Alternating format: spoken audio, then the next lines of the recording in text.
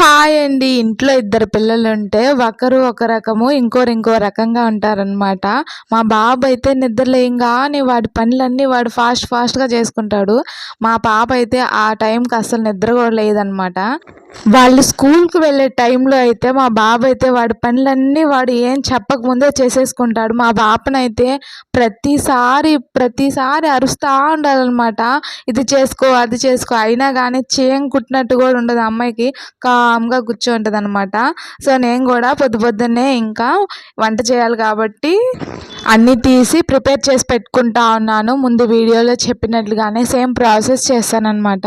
తర్వాత ఇంకా పొయ్యి మంటేసే ఓపిక అస్సలు లేదు. కుక్కర్‌లో పెట్టేశాననమాట.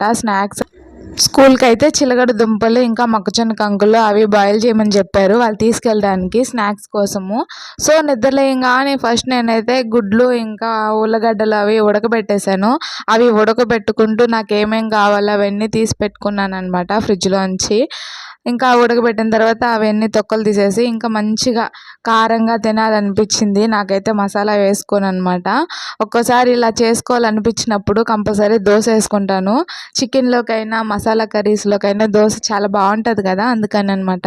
సో, అలా బాగా మసాలాలన్నీ బాగా మంచిగా వేగేటట్టు పక్కనే ఉండి బాగా వేపుకోవాలి. మంచిగా వచ్చిందండి కూర కూడా. So, please subscribe my channel.